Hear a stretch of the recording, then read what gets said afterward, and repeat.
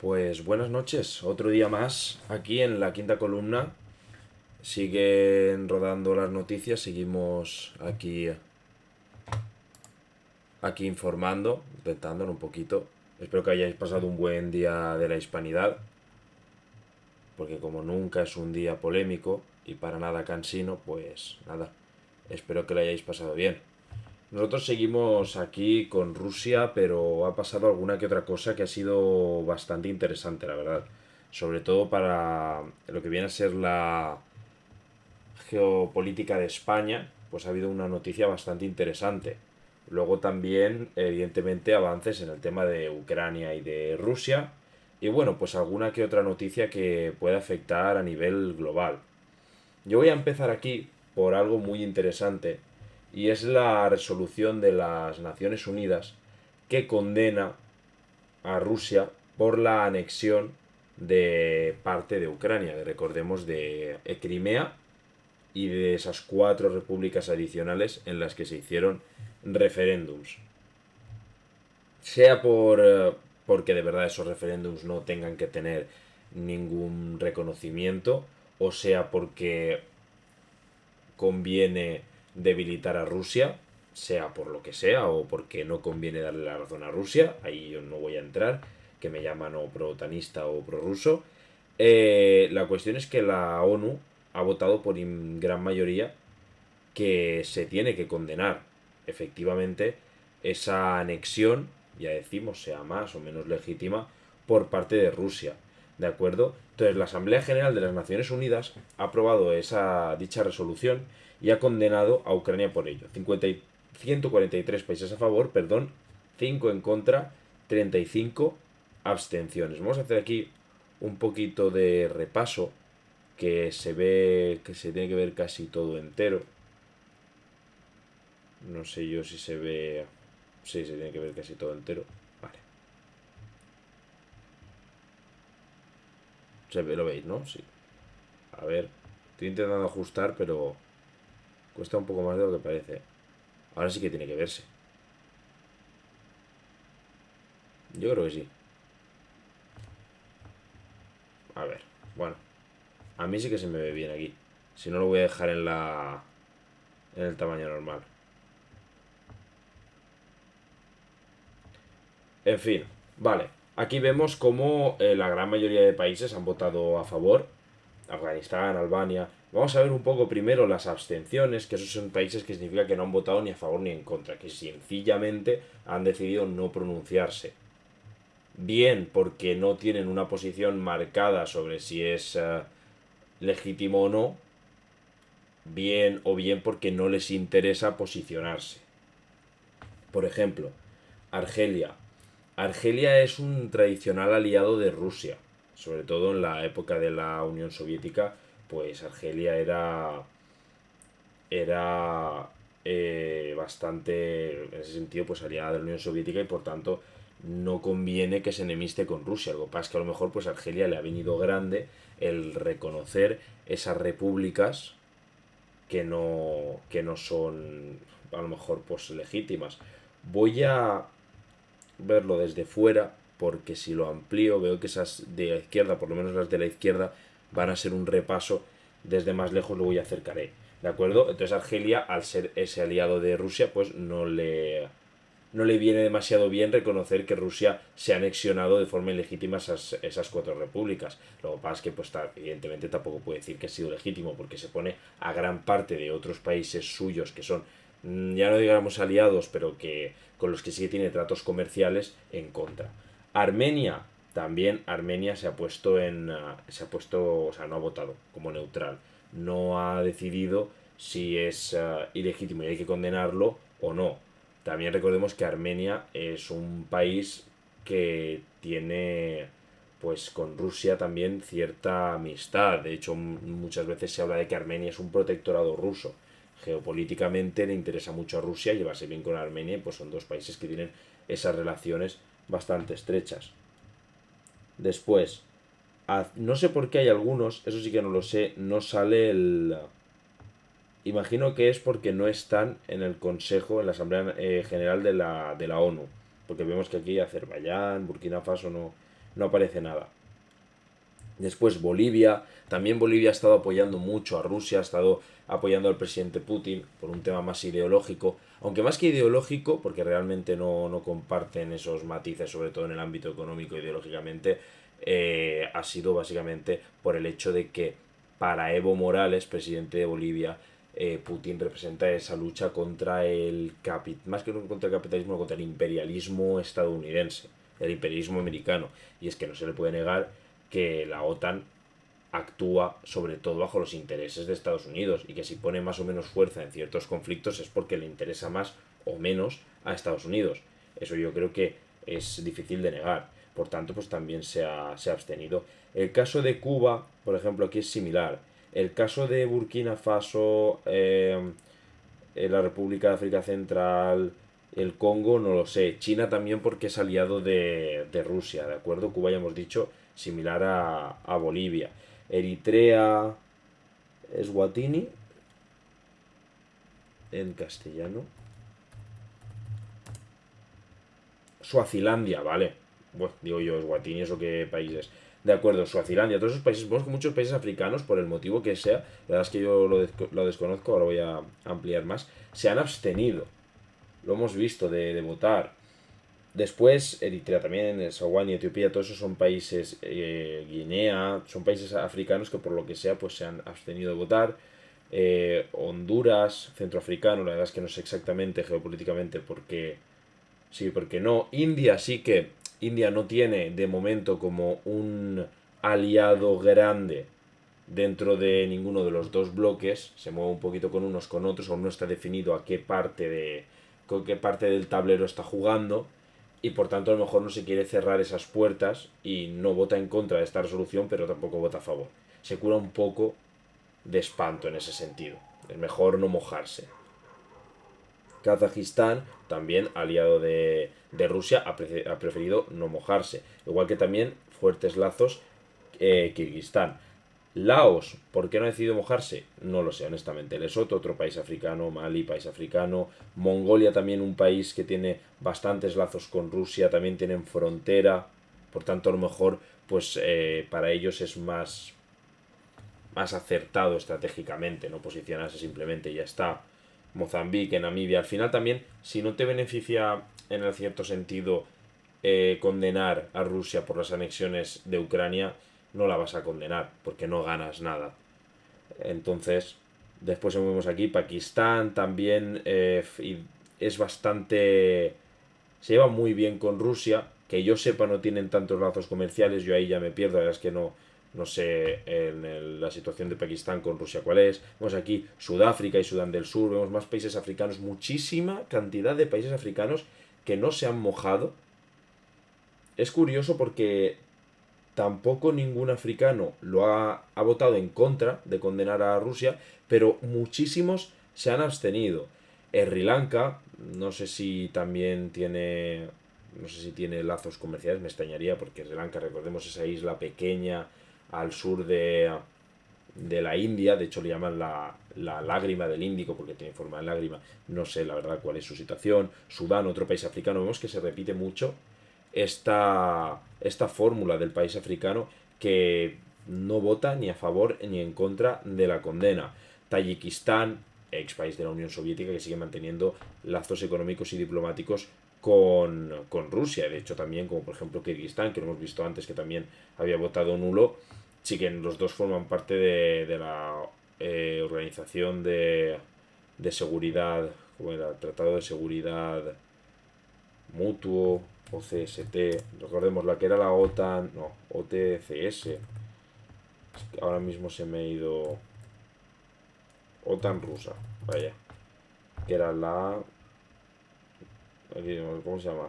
Es que nunca me acuerdo del orden, OTSC, que es Organización del Tratado de Seguridad Colectiva, a mí se lo pone luego, Tratado de Seguridad Colectiva, ¿de acuerdo? Entonces vemos también que pues, varios miembros de ese tratado, de hecho casi todos no, o sea, también es un patrón que se repite, pero ya tiene más sentido geoestratégicamente.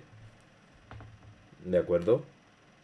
Tailandia, no sé qué motivo le mueve. Togo, vemos que se repite el patrón del país africano, igual que Uganda. Tanzania, también Uzbekistán, ex República soviética también está en ya se me ha olvidado el nombre, pero el equivalente de la OTAN rusa.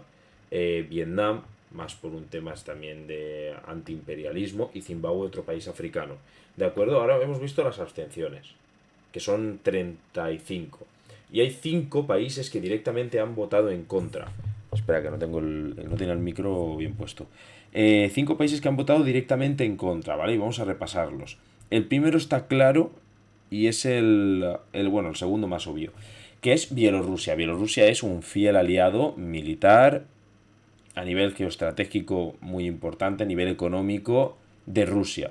Recordemos que de hecho hace poco Lukashenko, que es el presidente de Bielorrusia, anunció que el país iba a tomar medidas para integrarse en la guerra con Rusia, contra Ucrania. Vaya, la excusa de Lukashenko era que había habido acciones terroristas o tenía sospechas de acciones terroristas para dividir o para minar a Bielorrusia. A ver, es una excusa como cualquier otra para entrar en la guerra. Que ojo, la OTAN también ha buscado su excusa para entrar en la guerra, quiero decir.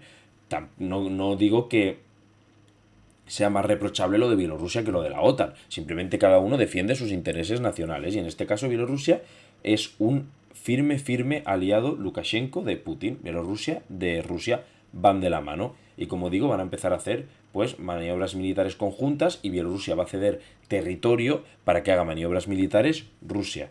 Porque son dos fuertes aliados. El segundo, la República Democrática de Corea, también conocida como Corea del Norte, la Corea del Norte de Kim Jong-un. Este también es bastante obvio. Corea del Norte es posiblemente el país en un extremo más grande del espectro ideológico, político que existe en el mundo. Es una rara avis dentro de este planeta, dentro de lo que son las naciones, la República Democrática de Corea. ¿De acuerdo? Y la República Democrática de Corea, más que un firme aliado ruso, que también lo es un firme odiador de Occidente en general y sobre todo del imperialismo americano.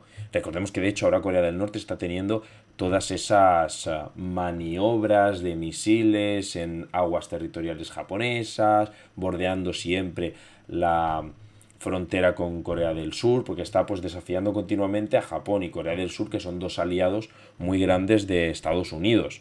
¿De acuerdo? Y está pues eso, haciendo esas maniobras militares un poco para disuasorias y un poco para sacar pecho. Entonces, como firme,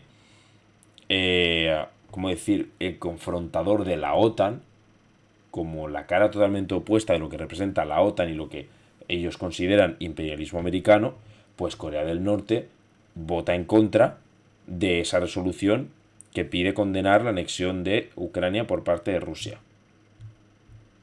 Luego está Nicaragua. El caso de Nicaragua es bastante particular porque es similar al de Bolivia o al de Cuba, pero esta vez ha sido votando directamente en contra, ni siquiera ha sido un voto neutro. Quiero decir, al final todos los que están decidiendo no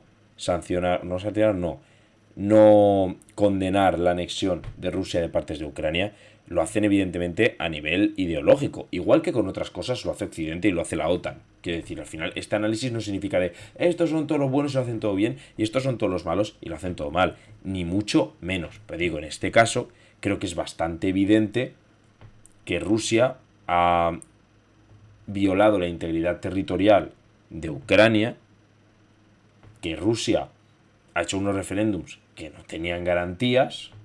Bueno, yo creo que es bastante obvio, pero hay mucha gente que parece que tiene dudas y que, bueno, son actos más que condenables, ¿de acuerdo? Pero pues todos estos países que tienen esos, a nivel ideológico, económico, de relaciones diplomáticas, tienen esa ventaja con Rusia, o esa alianza con Rusia, son más propensos a votar en contra. El voto más obvio en contra de la Federación Rusa. Vaya, los rusos han votado que los rusos no se tienen que condenar. Me parece lógico. Y ya al final me parece perfectamente lógico. Y Siria. Siria también fiel bastante, bueno, sí, fiel aliado al final de Rusia, bastantes relaciones el gobierno actual con Putin, bueno, gobierno si quieres llamar a lo de Siria gobierno, muy buenas relaciones, y al final también Siria va un poco a su bola y va un poco contra todo lo que sea ese imperialismo también. Es que ese imperialismo esta vez yo creo que sí que sería, o se podría hablar directamente de Occidente. Vamos a ver esta votación en mapa, porque me parece muy interesante para que podáis situar un poco. Estos son los mapas. Ahí vemos que 135 a favor de condenarlo, 35 neutros y 5 en contra. Y dentro del mapa se ve el rojo mucho más grande, la verdad. Parece bastante. Lo que no sé es en negro. Creo que aquí lo respondía. El qué significa en negro. Verde sí, a media excepción, rojo no. Negro no presentado, vale. Pues eso, que no están en el Consejo de las Naciones, que yo quería decir físicamente, que decir, todos los países están. A lo mejor me he explicado mal, antes lo he dicho que ni siquiera se han presentado a esa votación. No sé cuál puede ser, pues es las razones para ni siquiera presentarse a la votación, pero vaya. En fin. La guerra de Rusia y Ucrania, por cierto, sigue y no para. La última noticia que tuvimos, bastante contundente, fue la respuesta de Rusia a ese bombardeo sobre el puente Kerch en Crimea, que era un puente increíblemente estratégico para Rusia. Y recordemos que Ucrania lo derribó, porque vaya, a ver, oficialmente no se sabe que es Ucrania, pero vaya, que es Ucrania. O sea, no hay demasiadas dudas al respecto. Y Rusia en respuesta lanzó aproximadamente 100 misiles, recordemos, sobre Ucrania a distintos objetivos civiles, sobre todo temas de centrales eléctricas, térmicas, vamos, para dejar sin recursos como agua potable, electricidad a la población. Algo que yo ya dije aquí que, hombre, es importante, es destacable, pero que no solo lo ha hecho Rusia. Lo digo porque yo luego cuelgo fragmentos de esto en YouTube o en TikTok y la gente me dice, ay, pero si esta práctica es muy habitual en la guerra, ¿qué estás diciendo? No tienes ni idea. Y a ver, en ese minuto que yo cuelgo en TikTok no especifico que es una práctica muy común en la guerra, pero si ves el vídeo entero te estoy diciendo que es una práctica muy común en la guerra. Entonces, ahí se había quedado.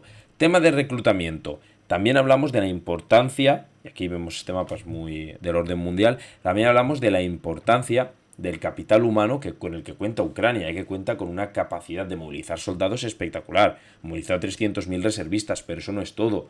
Luego podemos añadir otros problemas como lo que se habla de la falta de profesionalización del ejército ruso, del material que parece no ser el más adecuado, tanto en tema de estado, de no estar en buen estado para su ejecución, como que es un material quizá un poco desfasado. Sobre todo el material de precisión, apuntaba por ejemplo el de Memorias de Pez, que es un crack, y hablaba de esto y decía que hay muchos misiles que no cayeron en objetivos con los que contaban caer.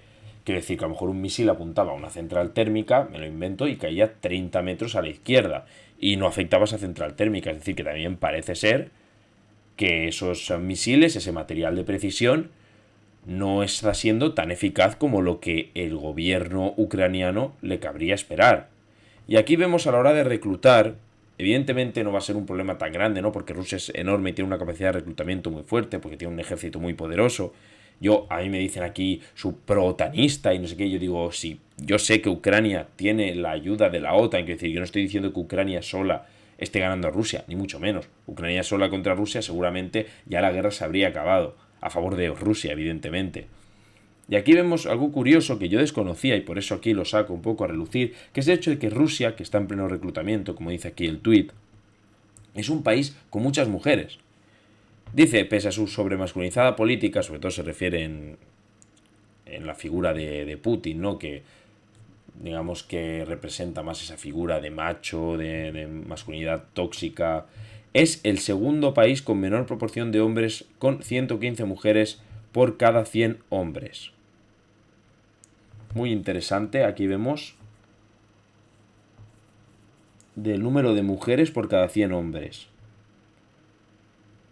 Siempre supera, sobre todo, mira, más de 120. Las partes así en morado es que hay 120 mujeres por cada 100 hombres. Y claro, al final la política de reclutamiento de Rusia, evidentemente, a lo que es población civil, porque imagino que en el ejército ruso, bueno, imagino no, o sea, sé que en el ejército ruso hay mujeres, es evidente, pero que a nivel civil, a nivel de la obligación de ir a prestar servicio militar si tú eres un ciudadano normal y corriente, el ejército ruso cuenta con una política de hombres en edad militar y no de adultos.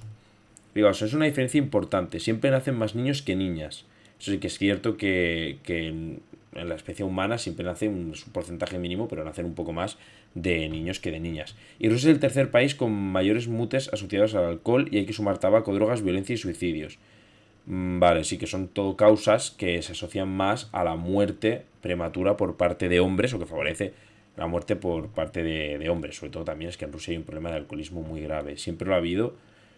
El resultado es que los hombres rusos viven de media 10 años menos que las mujeres rusas. Yo, por ejemplo, aquí en España, la media a lo mejor se van 3 años. No se va mucho más entre hombres y mujeres. A lo mejor es 81 y 84 años, por ejemplo. Y aquí 10 años. Imaginemos el impacto en la guerra en una población ya muy feminizada. De acuerdo. Eso es bastante importante, por eso, por el tema de la grandísima cantidad de mujeres. Aún así, yo no creo que Rusia tenga problema real para realizar una reclutación masiva. Yo insisto en que quizá el problema, y lo digo yo que no tengo poca idea de geopolítica, yo hago este vídeo porque me gusta, estos streams porque me gusta, pero tengo poca idea de geopolítica, espero aprender bastante más, sobre todo ahora que estoy haciendo todos los días, y a nivel militar tengo menos aún, pero vaya, de lo poco que yo sé, de lo que he leído, de lo que conozco de historia militar, pues, y es que es algo lógico, que incluso, o sea, cualquiera puede deducir, es el hecho de que el capital humano, el contar con una capacidad grande en número de soldados, ayuda muchísimo en una guerra. A mí se me ha... Esto lo dije en un anterior directo y se me pegó palos por ello en TikTok, pero vaya, es que al final es lógico. Y Rusia tiene mucha capacidad de esa que digo, de reclutamiento de soldados, porque también tiene una población enorme, de 160 millones de personas. Perfectamente. Aquí he visto este dato, se ha estado moviendo mucho. Que una fuente anónima de la agencia de seguridad rusa ha contado que el ejército ruso habría perdido en Ucrania unos 90.000 soldados. Porque son fallecidos, desaparecidos o heridos. Yo he visto estadísticas y incluso ¿cómo se llama? El Ministerio de Defensa ucraniano, perdón, que no me salía ahora la palabra, el Ministerio de Defensa ucraniano hablaba hace una semana aproximadamente de unos 50.000 muertos. Y eso que es el Ministerio de Defensa ucraniano, que yo creo que mínimo habrá doblado la cifra. Porque seamos realistas, al final en la guerra la primera en morir es la verdad. Y la propaganda de guerra es increíblemente poderosa. Entonces, si aquí una fuente anónima dice 90.000, y yo ya creo que los 50.000 que da Rusia, que da Ucrania, perdón, son demasiado elevados, yo lo de 90.000 es que no me fío nada. Es un dato que se ha movido bastante como fuente verídica, pero como fuente bastante sólida. Pero vaya, a mí que digan una fuente anónima de la agencia de seguridad rusa ha dicho tal, a mí no me da absolutamente ninguna confianza ni ninguna seguridad, honestamente. Y ante la amenaza de Rusia, Europa se ha planteado una serie de países europeos realizar un escudo antimisiles, que tardaría unos 3 años, pero que serviría pues para frenar esos ataques con misiles que pueda lanzar Rusia, que ha demostrado que tiene fuerza en ese ámbito militarmente. Y de este escudo España no participará. Al principio, claro, yo he pensado que quizá la no participación de España se debía quizá pues que somos unos planchabragas en política exterior. Y es así, no contamos para nadie a pesar de ser un país bastante fuerte, al final, y bastante potente. Que hay otros más potentes, sí, como Francia en Europa, como Francia, Alemania, Italia, yo te lo compro, por supuesto, pero hay muchos otros países menos potentes que tienen más fuerza exterior que tú, en relaciones exteriores. Vemos aquí 14 aliados de la OTAN y Finlandia, que como sabemos está en proceso de ser miembro de pleno derecho de la OTAN. Lo solicitó ante, bueno, pues, o al sentirse, mejor dicho, como país amenazado por Rusia. 14 miembros de la OTAN junto a Finlandia han anunciado este jueves su intención firme de unirse a desarrollar un escudo antimisiles. Por cierto, pues si queréis ver la lista: Alemania, Bélgica, Bulgaria, Eslovaquia, Eslovenia, Estonia, Hungría, Letonia, Lituania, Noruega, Países Bajos, Reino Unido, República Checa, Rumanía y Finlandia. ¿De acuerdo? Y España no está. Y es aquí lo importante, lo que yo quería destacar. Pero no está España, lo que pone de manifiesto las fricciones existentes, no entre Berlín y Moncloa, sino en el seno del propio Ejecutivo, que tira balones fuera y está provocando sorpresa de sus aliados, o en los aliados. ¿De acuerdo? ¿Qué quiere decir esto?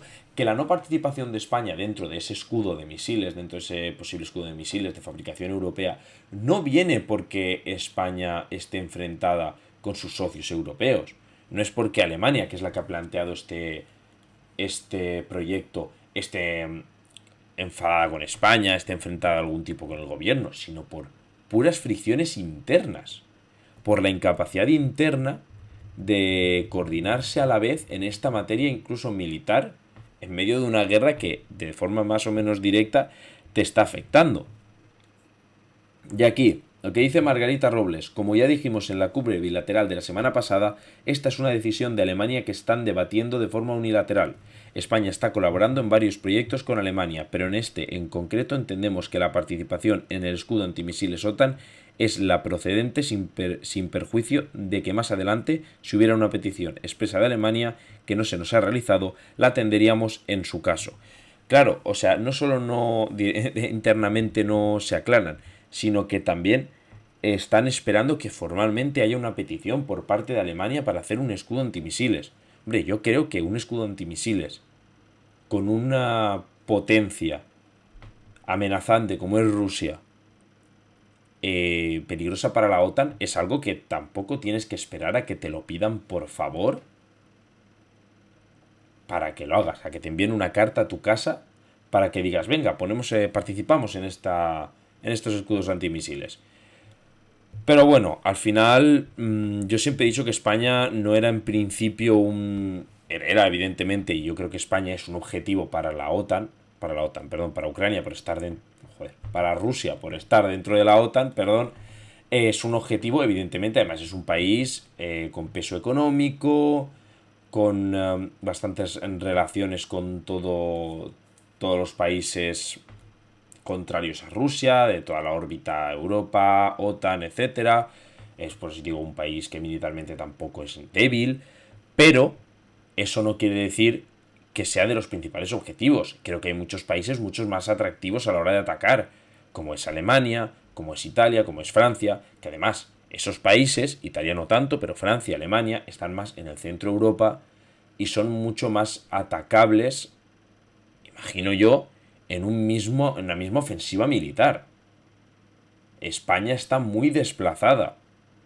Es como si se utilizara una bomba atómica, siempre se salen muchos mapas infográficos de que si explotara una bomba atómica en el centro de Europa, de los pocos países que se libran es España, porque está fuera de ese radio de acción.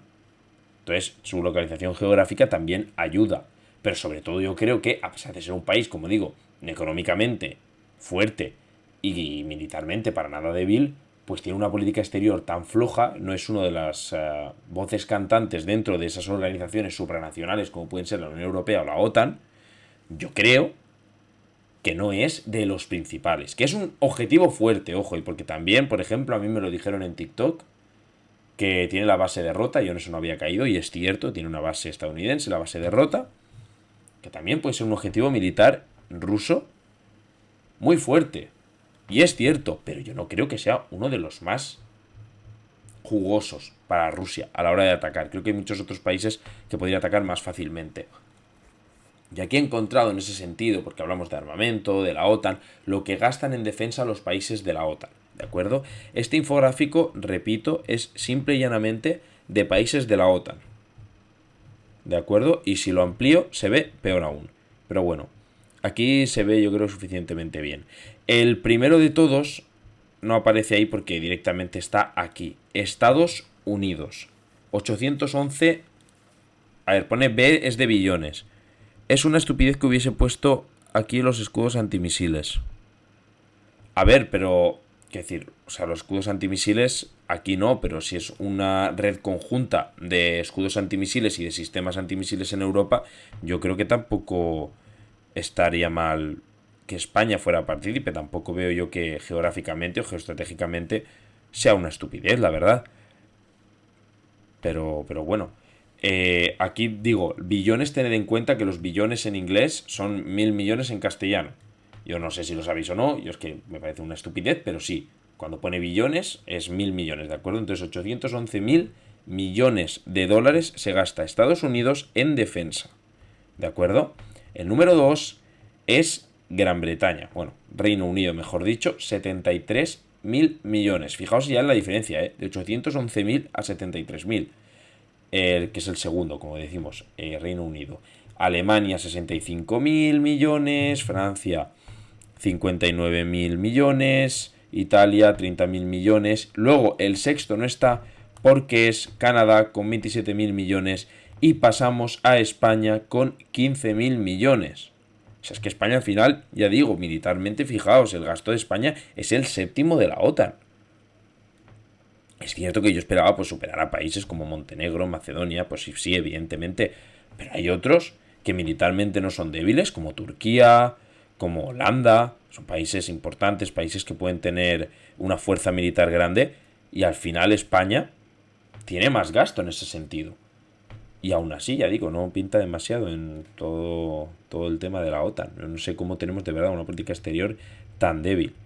Y nada, voy a dejar este mapa, pero de verdad, quedaos con esta barbaridad. 811.000 millones de Estados Unidos y el segundo, menos de 10 veces menos. Reino Unido. O sea, una barbaridad. Si queréis ver este infográfico, que lo ha subido Geopol, porque es muy interesante, ¿verdad? Que podréis ampliarlo. Salen aquí los países de la OTAN ordenados. O sea, el último Montenegro, luego Macedonia, Montenegro que gasta 0,1 mil millones. Madre mía. Bueno. Y después también hablar de todo este tema bélico, todo este tema guión bélico, ya más de lo anecdótico. Se ha hecho viral este vídeo en Twitter de un blindado ruso que yo no sé la calidad a la que se verá, yo creo que se ve bien, estoy viendo aquí al lado cómo se me proyecta, se ve bien, de acuerdo, que tiene mejor dicho, la carretera, perdón, minada, está llena de minas, y aún así el vehículo blindado se acerca frontalmente y explota con las minas. Quiero decir, miradlo.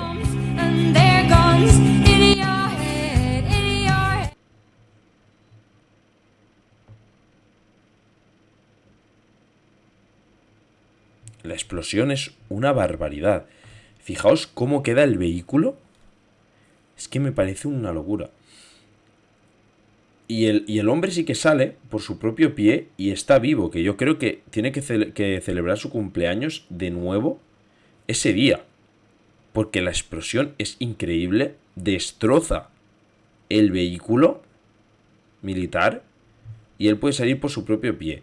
La musiquita no lo había oído, pero me sobra bastante, porque hay mucha gente romantizando y haciéndose pajas mentales con la guerra. La guerra no tiene honor ni dignidad. Son un montón de gente pobre yendo a morir por los intereses de otros. Entonces no me está gustando demasiado ese tratamiento de ciertas personas. Y luego también, ya digo, lo más anecdótico aquí, hacen como una especie de desfile de demostración militar de fuerzas, Rusia. Y fijaos aquí, está un grupo de soldados, un pelotón, aquí está el vehículo. Y no sé si se ve bien, pero fijaos en el círculo, hay un soldado y lo atropella. Que luego se ve de nuevo cómo sale debajo del vehículo. Y eso sí, también sale por su propio pie y sale caminando, que no sé cómo lo hace, porque es atropellado por un vehículo enorme. Y es pues otro vídeo que se ha hecho bastante viral. Me gustaría analizar en el próximo... O a lo mejor que analizar, hacer un repaso, por cierto, en el próximo directo de la figura de Kadyrov, del nuevo jefe supremo del ejército de Rusia, jefe superior, porque son dos figuras bastante interesantes. Lo que pasa es que hoy no me ha dado tiempo ni por asomo. O sea, Hoy de hecho me ha dado tiempo justo a hacer este directo a su hora, como siempre, a las 9. Y pasamos de la guerra, pasamos de Ucrania, que ya digo siempre veremos cómo evoluciona porque no está evolucionando muy bien, al ámbito español. Porque esta es la enésima provocación de Marruecos a España. Siempre que estoy aquí en este directo hablo de siempre que sucede algo. El directo pasado fue que descubrieron un espía marroquí que llevaba años trabajando en el consulado de Madrid y resulta que estaba a sueldo del régimen de Marruecos para pasar información. Pues bueno, primero quiero recordar, ¿de acuerdo?, este tuit de Miquel Iceta, que es el presidente del Partido Socialista en Cataluña, ¿de acuerdo?, del marzo de 2022, del marzo de este año. Fijaos, enlaza una noticia que pone: el acuerdo obliga a Marruecos a desistir de Ceuta, Melilla y las Islas Canarias. Vamos a ver qué pone. ¿De acuerdo? Sí. Por curiosidad, que ponía hace 6 meses, más o menos, ¿no? En febrero, marzo, 6, 7 meses. ¿De acuerdo? Vamos a ver qué ponía en ese artículo. Rabat se compromete a respetar la integridad territorial de España, lo que aleja la reclamación de que las dos ciudades autónomas y las Canarias son territorio marroquí. Han sido una de las condiciones que ha puesto el gobierno español para ceder y dar su apoyo al plan autonomista de Marruecos para el Sáhara Occidental. Es decir, en principio, que esto ya lo hemos repasado muchas veces, España apoyaba a Marruecos en su idea o su decisión de que el Sáhara Occidental tenía que ser una autonomía dentro de Marruecos, dentro de la nación marroquí, en vez de realizar un referéndum para elegir si ser un país independiente o no, como se tendría que haber hecho hace 50 años. ¿Por qué ha hecho este giro? Pues porque Marruecos ha estado amenazando a España, o la tiene cogida un poco de los huevos, hablando mal y pronto, por el tema de la inmigración, del flujo de inmigrantes que puede controlar más o menos de cara a Ceuta y Melilla, lo cual es un gran problema para el gobierno de España. Aún así, a mí no me parece motivo suficiente y razón de peso para que un país menos poderoso que tú y con menos alianzas importantes y amistades diplomáticas que tú te esté comiendo la tostada de esta forma. Pero bueno, la cuestión es que a cambio de este reconocimiento, como vemos en este artículo de hace 7 meses, se suponía que Marruecos desistía en su intención de que Ceuta, Melilla y Canarias fueran territorio marroquí. Porque ya sabemos que para Marruecos siempre pues esos territorios habían sido pues, parte de ellos y que eran colonias españolas, a pesar de que no lo son. De hecho, por ejemplo, el Comité de Descolonización de la ONU no dice que sean colonias. De hecho, dice que es una colonia al Sáhara Occidental, pero Ceuta y Melilla no. ¿Y con qué nos encontramos? ¡Sorpresa! Resulta que ahora, 7 meses después solo, de que se suponía que Marruecos dejaba de insistir en que Ceuta y Melilla fueran territorios suyos, o pudieran pasar algún tipo de proceso o votación para pasar a ser territorio marroquí, pues Marruecos desafía de nuevo al gobierno y advierte que no tiene fronteras terrestres con España. Ha enviado Marruecos, el gobierno de Marruecos, una carta a la ONU donde dice que no existen, fijaos, ha enviado un documento, el presidente del gobierno respondía así a la polémica, vale, una carta remitida por el gobierno de Marruecos al Consejo de Derechos Humanos de la ONU, que respondía a las aclaraciones que se habían pedido por el uso excesivo y letal de la fuerza contra inmigrantes de origen africano. Es que todo esto, que no lo he dicho y es importante, viene por todo el tema del control de ese flujo de inmigración en la frontera de Ceuta, Melilla y España. Sabemos muchas veces y de vez en cuando pues hay saltos masivos de la valla o traspaso de frontera por parte de inmigrantes y a veces pues hay polémicas relacionadas con el uso excesivo de la fuerza o no por parte de la policía. La misiva respondía a las aclaraciones que se habían pedido uso excesivo y letal de fuerza, vale, contra migrantes de origen africano en los sucesos de la valla fronteriza de Melilla de 24 de junio. Y aquí va lo importante para este caso. En este documento, el país vecino, Marruecos, afirmaba que Marruecos no cuenta con fronteras terrestres con España. Y de hecho llama presidio a... El Reino de Marruecos no cuenta con fronteras terrestres con España y Melilla sigue siendo un presidio ocupado. Y por ese motivo no se puede hablar de fronteras, sino de simples puntos de paso. Aquí la idea del gobierno marroquí queda más que patente. Ellos consideran que Ceuta y Melilla son simple y llanamente ciudades ocupadas por España que pertenecen a territorio marroquí. Y 7 meses después de que tú te bajaras los pantalones con el Sáhara Occidental a cambio de que Marruecos desistiera de sus pretensiones con tus dos territorios, con tus dos ciudades autónomas, tan solo 7 meses después, Marruecos vuelve a la carga, porque Marruecos nunca va a parar de insistir, Marruecos nunca va a parar de intentarlo. Y si tú le cedes terreno, con el Sáhara Occidental en este caso, no vas a hacer más que perder. Es cierto que luego Marruecos rectificó en su declaración y sí que reconoció que tenía frontera terrestre con España. La soberanía nacional y la integridad territorial de España, y se zanja en que Ceuta y Melilla son España, punto.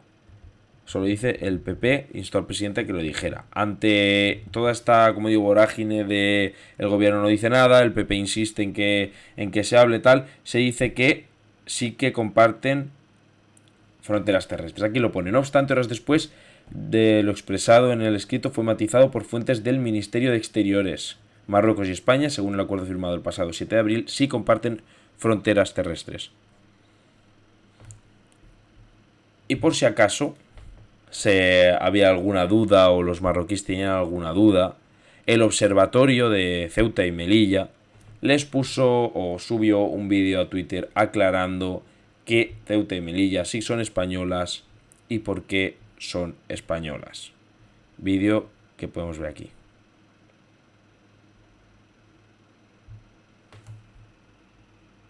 Otro lado del Mediterráneo como plaza estratégica al ser la salida natural del reino de Fez y su frontera oriental. Por eso Melilla fue importante en la larga negociación del Tratado de Tordesillas. Tanto que cuando se firmó en 1494, había pasado de zona portuguesa a zona castellano-aragonesa. Portugal a cambio obtuvo lo que hoy es Brasil. Tras el acuerdo, los reyes católicos encargaron la toma de Melilla al duque de Medina Sidonia, que la ejecutó en 1497, enviando una expedición comandada por Pedro de Estopiñán. Nada más tomarla inició la fortificación de la ciudad. Hoy, gracias a Estopiñán, Melilla es uno de los mejores ejemplos del mundo del arte de la fortificación. Y ya hace más de 5 siglos que Melilla es España. Pues nada, vídeo aclaratorio de por qué históricamente Melilla no es Marruecos, igual que el Sáhara Occidental tampoco es Marruecos, pero esa visión ultranacionalista de Marruecos le hace pues pensar que todos esos territorios se los puede anexionar y punto. Marruecos también nos ha chantajeado siempre por la pesca en sus caladeros, pero se les ha acabado el chollo. Al subir el gasol ya no renta ir a pescar allí y los barcos están volviendo a faenar en nuestra... Cierto, muy bien visto, Easy Waffen, se me había olvidado y era un dato que yo tenía en mi mente que ya había olvidado. Es cierto que también por el tema de la pesca había muchísima presión por parte del gobierno de Marruecos y sí que es cierto que sí como que no dejaban faenar o les restringían mucho o no recuerdo cómo estaba el tema, lo miraré. Muchas gracias Easy Waffen porque tienes toda la razón. Al final Marruecos chantajea con lo que puede y para lo poco que puede Marruecos a España mucho la chantajea. Pero bueno. Y pasamos de Marruecos y de España a una crisis incipiente como es la crisis entre Arabia Saudí y Estados Unidos, que veremos dónde se queda, porque, veréis, ha empezado una crisis con el petróleo. Primero, tenemos que saber lo que es la OPEP. La OPEP es la Organización de Países Exportadores de Petróleo, ¿de acuerdo? Es muy fácil. Los que generan el petróleo lo distribuyen, comercializan, ¿de acuerdo? Ponen el precio, etcétera. Los miembros, mucho país árabe, etcétera, ¿de acuerdo? Mucho país africano también. Y el principal país de este grupo, el país más importante en ese sentido, es Arabia Saudita, ¿de acuerdo? Vemos todos estos países que tienen ese recurso natural. Vemos que ninguno es de Occidente, forma parte de Occidente, o de esa parte más pro Estados Unidos por ese sentido. ¿De acuerdo? Y es que Rusia le ha salvado un poco el culo en este sentido, como decimos, es el país más importante de la OPEP, que es Arabia Saudí. Y es que Arabia Saudí desafía a Estados Unidos, mirad esta noticia, y se alía con Rusia en un fuerte recorte de la producción del petróleo. La cuestión es que en vista de que la producción de petróleo estaba bajando y su comercialización por parte de Rusia debido a la guerra, Arabia Saudí ha decidido echarle una mano a Rusia, frenando en una cifra concreta la producción de petróleo, debido a que, como no tiene tanta capacidad de producir, pues está en ese sentido Arabia Saudí forzando a que se produzca la cantidad que más beneficia a Rusia. Arabia Saudí se acerca a Moscú, a ver si aquí lo explicaba muy bien con cifras exactas, que es lo que yo quería ver, porque hablaba de acuerdo, aquí, debido a que muchos de sus miembros... Vale, aquí, no, está aquí. Junto a sus socios de la OPEP, con Arabia Saudí a la cabeza, recordemos que Arabia Saudí es muy importante decir que es el país principal que más o menos domina, o no sé cómo decir, rige dentro de esta organización. 2 millones de barriles, anuncia un recorte sin precedentes en la producción mundial. 2 millones de barriles diarios, equivalentes al 2% del consumo diario mundial, que dejarán de fluir a partir de noviembre. Aún así, yo voy a decir una cosa. Aquí vemos que ha hecho ese recorte de barriles diarios para favorecer a Rusia. Un 2% del consumo diario mundial, que también se dice pronto, pero está frenando, como digo, esa venta de barriles, producción de barriles, mejor dicho, de petróleo, para que Rusia no se vea tan afectada por su situación actual. Es decir, Rusia dice, ahora mismo no tengo esa capacidad de generar tantos barriles de petróleo porque estoy en medio de una guerra y no cuento con los recursos económicos necesarios para sacar adelante la misma producción que hago siempre. Y Arabia Saudí ha dicho, no te preocupes, reducimos toda la producción y así tú no te ves tan afectado. ¿Cómo se ha puesto Estados Unidos o cómo se le ha sentado el hecho de que Arabia Saudí esté ayudando a Rusia? Pues nos lo cuenta, y muy bien, como hacen siempre en Descifrando la Guerra. Que por cierto, están haciendo una campaña de crowdfunding, y si os gusta, para profesionalizarse ellos, y si os gusta todo el tema de la geopolítica, yo creo que ellos son los mejores. Para mí los que más me gustan, ellos y el orden mundial, pero no... Sería como escoger entre papá y mamá, pero vaya, que es que Descifrando la Guerra son muy top.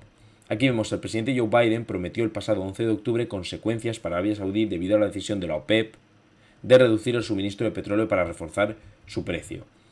La medida de la OPEP alivia considerablemente a Rusia, la cual depende en gran medida de las exportaciones de esta materia prima. Y es que recordemos que su principal fuente económica, la de Rusia, es la exportación de petróleo.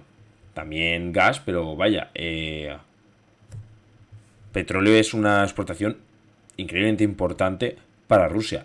Las primeras voces más críticas con Arabia Saudí en el Congreso venían de los demócratas, pidiendo medidas de represalia. Algunas propuestas pasarían por frenar la venta de armas a Arabia Saudí o tomar acciones legales contra la OPEP.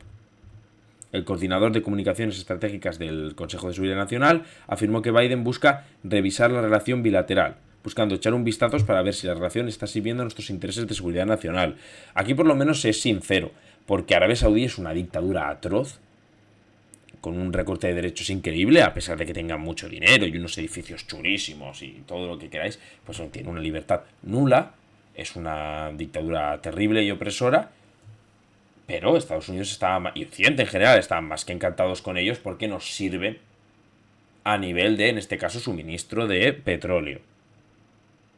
Y no hay más. También vimos que hace poco Alemania intentó negociar venta de gas por parte de Arabia Saudí al ver pues, que el gas ruso no iba a llegar. Eso hará 2 semanas o así, nos lo repasamos en un directo.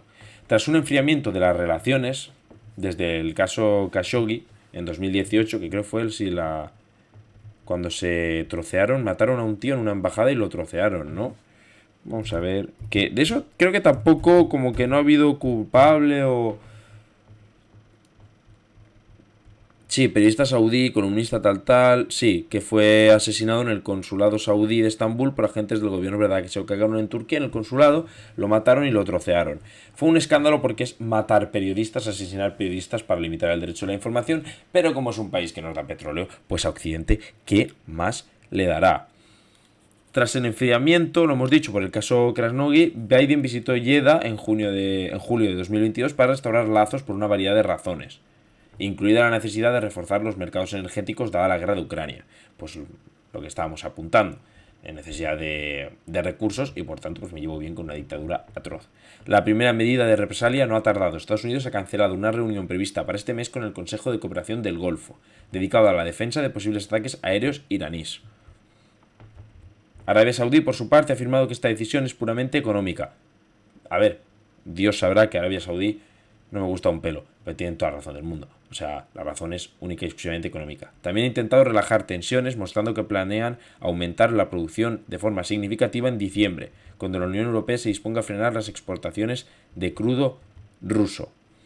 O sea, que en teoría, bueno, dice aquí que en diciembre, que es el mes quizá diciembre, enero, ¿no? El mes en el que más frío puede hacer en Europa, va a ser cuando van a volver a acelerar esa producción de petróleo, que sea cuando más demande Europa y no cuente con la posibilidad de que les dote de esa materia Rusia. Según New York Times, en la visita de Biden a Jeddah, se habría conseguido un acuerdo con Arabia Saudí para que estos aumentaran la producción de petróleo en otoño y así bajar los precios de la gasolina de cara a elecciones de mitad de mandato de noviembre. También muy inteligente, esa bajada de precios en plenas elecciones. La medida de la OPEP, la cual podría subir el precio del galón de gasolina en Estados Unidos, es una noticia negativa para la administración Biden. Por todo ello, esa medida podría haber sido percibida como una traición mayor a Washington. También es que hay que tener en cuenta que todo el tema de subir el petróleo no solo se afecta directamente, por ejemplo, al precio de la gasolina, pero luego indirectamente a más. Porque aquí en España hemos vivido como el precio de la gasolina ha aumentado mucho, porque aumentó de golpe de, no sé, 1,18, no recuerdo yo a cuánto estaba, a lo mejor de media, digo, a 1,30 y pico, luego pasó a 1,60 de golpe, luego llegó a rozar los 2 euros, y ahora se ha relajado bastante, a 1,5, 1,6 estará, pero hemos visto que eso no solo afectó en el precio de la gasolina y en el precio del transporte de tu coche particular, sino que ha afectado en un montón de productos porque esa gasolina más cara se traduce en mayor coste de trasladar los productos, etcétera, etcétera. Al final es una cadena que va afectando a muchas cosas. Y aunque, como vemos, tiene un final bastante bien, porque han llegado a alguna especie de acuerdo Estados Unidos y Arabia Saudí con el petróleo, yo me fío poco. Y si no cumple su promesa Arabia Saudí, que como vemos le interesa ayudar a Rusia, con eso de limitar la exportación de barriles de petróleo, no sé yo si las cosas pueden acabar estallando entre Estados Unidos y Arabia Saudí, la verdad. Al final yo, como siempre digo, no tengo especialmente idea de geopolítica, me encanta, pero bueno, no soy analista geopolítico, no tengo un máster, no tengo nada, pero vaya, que me parece de bastante lógica y me parece que ese tipo de países, pues muy de fiar, no son. Aquí vamos a pasar, por cierto, a un tema, dejamos ya atrás el petróleo y la gasolina, que es un tema que pues me pone muy triste, el precio de la gasolina, que aquí en España lo sufrimos hace poco, y pasamos a algo más divertido, y es que recordemos que hace poco se celebraron las elecciones italianas, ganaron las derechas, hay como un tripartito con Meloni a la cabeza con Fratelli d'Italia, su partido ultraderechista, y luego las dos derechas de la Lega por parte de Salvini y Forza Italia por parte de Berlusconi. Ya habíamos comentado en su momento que son como tres tiburones en un solo tanque. Es decir, Meloni era como la figura menos conocida a la hora de empezar las elecciones y tal, de aquí, la que menos trayectoria tiene importante en la política italiana de ellos tres, pero es la que ha conseguido más votos con diferencia y la que su partido más ha triunfado. Luego está Salvini, que era como esa nueva cara de la derecha italiana, que había llegado a no sé si tuvo un ministerio en el gobierno anterior con el movimiento 5 estrellas por el tema de la inmigración y tal, había llegado a hacer pues cosas importantes, pero no había llegado pues a ganar unas elecciones y gobernar. Y luego el tercer escaño era Berlusconi, que es un personaje increíblemente importante en la política italiana, un recorrido impresionante y más polémico. Ha tenido pues casos de corrupción, muchísimas polémicas, todo el tema de las fiestas, las chicas jóvenes que le gustaban demasiado.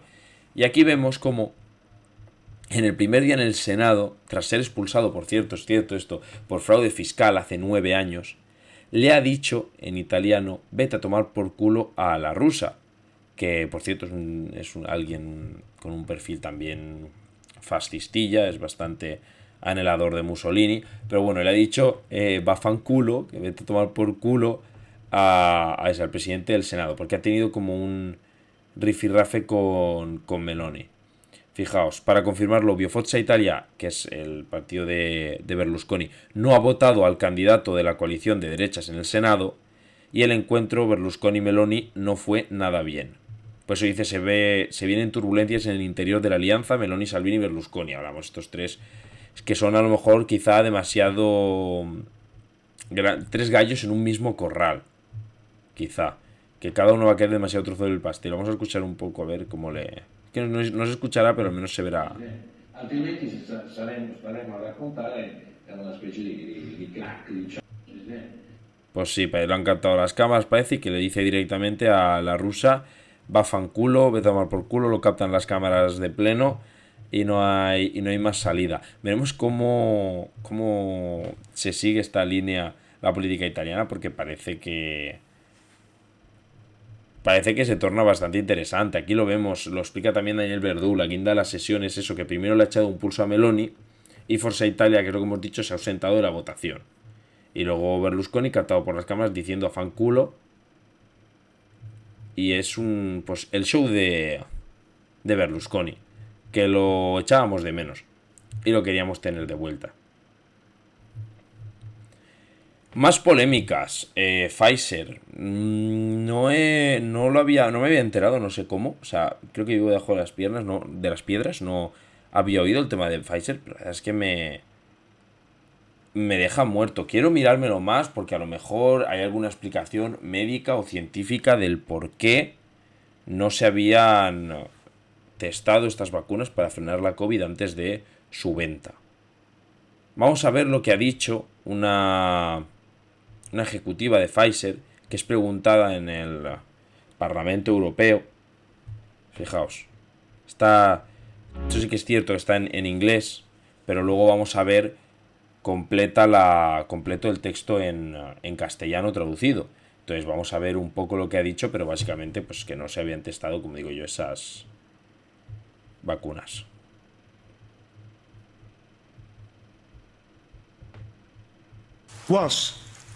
And I will speak in English so there are no misunderstandings. Was the Pfizer COVID vaccine tested on stopping the transmission of the virus before it entered the market? If not, please say it clearly. If yes, are you willing to share the data with this committee? And I really want a straight answer, yes or no, and I'm looking forward to it. Thank you very much. Regarding the question around, did we know about stopping immunisation before it's entered the market? No. Pues esa es la intervención tal cual. Y teníamos aquí en castellano. Aquí vemos. Robert Ross, del grupo de los conservadores y reformistas europeos, preguntaba si la vacuna había sido testada para frenar la transmisión del virus antes de ser lanzada al mercado. Y la respuesta de esta ejecutiva de Pfizer es que no. Luego matiza, dice algo que la verdad es que yo no acabo de entender, porque dice... esto es lo que dice el político europeo en cuestión.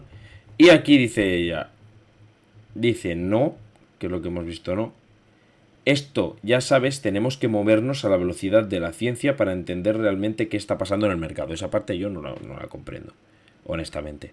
Pero el resto, bueno, a mí con el no, sobra. Que no había sido testada antes. Ya digo que yo quiero informarme bien, porque a lo mejor es un procedimiento habitual, sí, no, depende de vacuna. Que decir, muchas veces esto tiene muchos matices y que yo no comprendo. Y quiero buscar un poco, pues eso, la otra versión para ver si hay algún tipo de explicación. Pero a mí me parece raro, como mínimo. Y de Pfizer saltamos a Asia. Hace poco hablamos del misil que había lanzado Corea del Norte, que había sobrevolado Japón por encima, había hecho saltar las alarmas de búnker, para pues, esconderse en refugios, etcétera, porque había invadido pues, espacio aéreo de Japón y había caído por el otro lado al mar. Han estado en continuas provocaciones Corea del Norte con Japón, Corea del Sur y bueno, la presencia militar que tiene Estados Unidos en esa parte de Asia. Y Corea del Norte ha vuelto a disparar un misil balístico al mar de Japón. Y la respuesta ha sido... Perdón, y la respuesta ha venido luego, pero también, que me lo dejaba, Corea del Sur ha dicho que aviones de combate de Corea del Norte han realizado vuelos cerca de su frontera.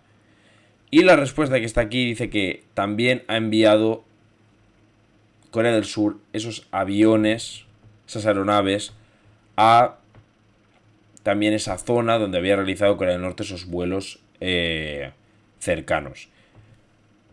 Lo hace con mucha frecuencia Corea del Norte, el tema de provocación militar. Es un sello suyo y lo hace mucho, sobre todo con Corea del Sur, también lo hace con Japón, porque son por dos aliados de Estados Unidos, y está claro.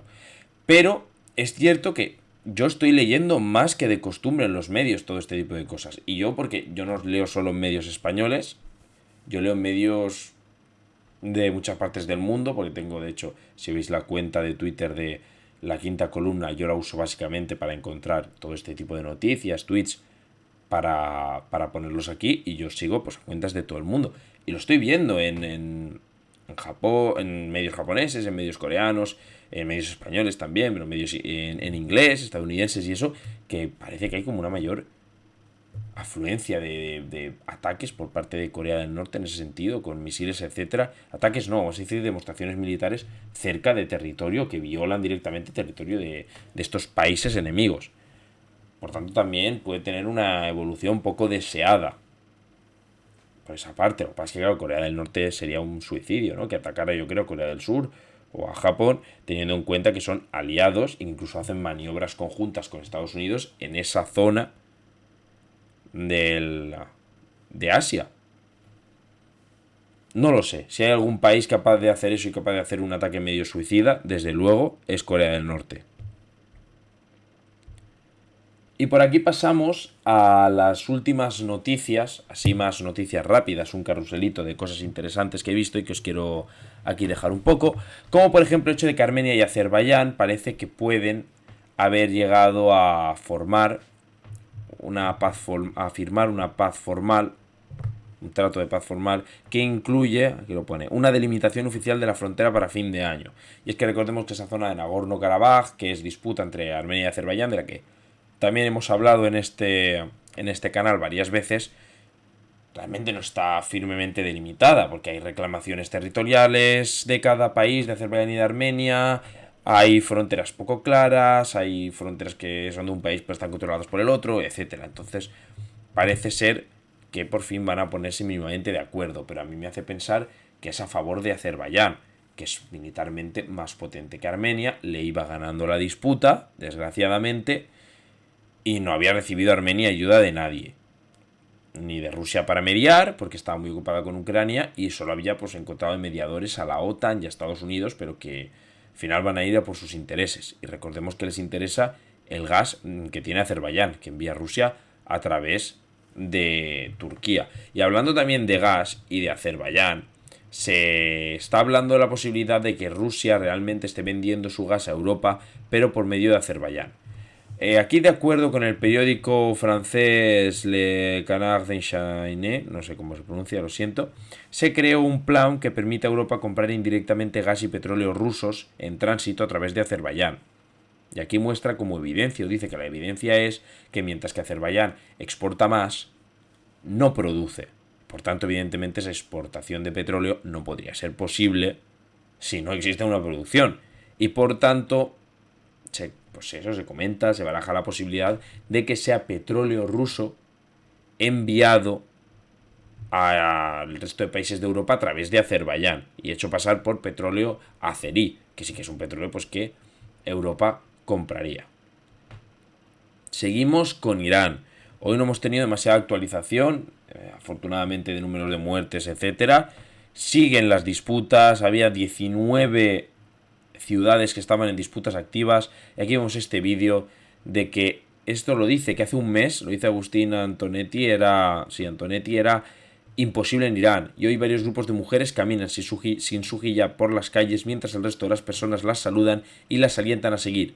Ahora el miedo está del otro lado, es histórico, y es que antes la presión que existía para las mujeres iraníes a la hora de tener que llevar el velo, tener que cubrirse continuamente, parece ser que se está relajando y que ya esa concepción social ha cambiado en ese sentido y que por fin se están librando de la presión que supone tener que ponerte obligatoriamente un hijab. Esperemos que de verdad sí que cambie socialmente eso y que luego acaben derrocando al gobierno y acaben teniendo mandatarios mucho más dignos dentro de una democracia en vez de esa teocracia tiránica que tiene Irán ahora mismo. También, que esto no sé por qué se ha tardado tanto en realizar, un grupo de arqueólogos egipcios lanza una petición para recuperar la piedra Rosetta. Queremos que la solicitud oficial la haga el pueblo y que el gobierno actúe en su nombre, explican. Es el pueblo quien reclama la devolución de patrimonio robado. Recordemos que Inglaterra tiene un montón de patrimonio egipcio robado expuesto en el Museo Británico. Fueron en su momento y por 4 chavos pues se trajeron por piedras todo lo que les interesaba. Creo que hay legislación internacional en cuanto a la pertenencia o el derecho de pertenencia de los países a sus propias reliquias y restos arqueológicos o piezas de valor. Que yo ahora mismo no lo sé y no lo conozco, pero bueno, y sabemos que Egipto ha sido totalmente expoliado por parte de Gran Bretaña y que si tú quieres ver Egipto, muchas veces dicen que tienes que ir a Gran Bretaña porque tienen todo en su museo. Y pues ese grupo de arqueólogos egipcios ha lanzado una petición formal para recuperar una de esas piezas más conocidas y valiosas como es la piedra Rosetta. Más cosas, se filtró este vídeo, se habló mucho de este vídeo que dice que el presidente Joe Biden incorrectamente dice que su hijo Beau perdió la vida en Irak. Y aquí es un vídeo de Biden hablando, pues eso, de que dice que su hijo perdió la vida en Irak, se murió allí y tal, y resulta que fue por un cáncer. Y claro, la gente ha estado pensando que el hombre es verdad que parece que chochea, yo lo he visto en muchos vídeos y parece que chochea, y soy el que más lo piensa. Pero parece que hay una explicación mi mente racional, o al menos es la que da nanísimo. Que es que, porque el hijo de Joe Biden realmente no murió en la guerra, murió, como digo, de un cáncer. Y dice que aquí Biden dice que su hijo Beau perdió la vida en Irak, pero en realidad murió de cáncer varios años después de hacer el servicio en el ejército allí. Lo que pasa es que Biden a veces atribuye ese cáncer al hecho de que Beau estuviera cerca de pozos de quema tóxicos en Irak. Entonces, si habíais visto este vídeo y estabais pensando el abuelo de Estados Unidos ha perdido la cabeza, que es posible que lo haya perdido, la verdad yo no lo descarto, que sepáis que en esta vez puede ser que se refiera a pues lo de que su hijo estuvo cerca de pozos de quema tóxicos en Irak y por tanto pues es más fácil que eso te pueda provocar un cáncer. Y por último ya, para acabar con noticias más recientes, porque esto ha sido justo de hoy, 2 ecologistas arrojan sopa de tomate al cuadro Los girasoles de Van Gogh en la National Gallery de Londres y luego se han pegado con pegamento las manos a la pared. Hay una corriente por todo el tema, sobre todo medioambiental y tal, de parte de grupos ecologistas y eso, bueno, hay de otras cosas también por el tema de la guerra y tal, estas son ecologistas en concreto, pero sobre todo ecologistas que atacan obras de arte y luego se pegan a ellas con pegamento para concienciar. Yo es que honestamente creo que hay 1000 formas mejores de hacerlo y miles de objetivos mejores que obras artísticas de valor incalculable. No sé, a lo mejor soy yo, que pienso un poco raro, pero, o sea, que precisamente el objetivo sea, por ejemplo, un cuadro de Van Gogh, que tiene un valor, como digo, incalculable, me parece bastante estúpido por parte de esta gente. Y hasta aquí un poquito lo que os traigo, las noticias más de actualidad, noticias pequeñitas. Veremos qué más nos cuenta para el lunes Ucrania. Veremos si lo de Marruecos, si Marruecos vuelve a hacer alguna declaración polémica o vuelve a, no sé, tener espías en España. Veremos qué pasa con el tema del petróleo entre Estados Unidos y Arabia Saudí. Ya veremos lo que pasa el lunes. Quería aprovechar este final para daros las gracias a todos los que estáis al otro lado, de verdad. Me lo paso muy bien en cada directo y me gusta ver que la gente me ve. Es cierto que en directo tampoco me ve tanta gente porque soy un canal muy pequeño y he empezado habré empezado hace un mes y medio. No sé, creo que no llega a un mes y medio. Pero luego mis vídeos se ven mucho y eso también me ayuda mucho y yo agradezco de verdad que la gente pues eso vea mis vídeos. También si no queréis tragaros los vídeos completos aquí, no sé si sabéis que lo tengo ahí arriba, el enlace mi nombre en YouTube, por ejemplo, donde cuelgo fragmentos de los temas de los que hablo para que no os tengáis que comer el vídeo entero si no queréis. Y nada, que muchísimas gracias por todo. Un abrazo grande, un abrazo a ti también, de verdad, Easy Waffen, y por aportar en el chat y por hacerme esto más ameno y divertido, por estar creciendo poco a poco. Muchísimas gracias y nos vemos el próximo lunes a esta misma hora, a las 9:30, a las 9, perdón. Así que os espero el lunes a las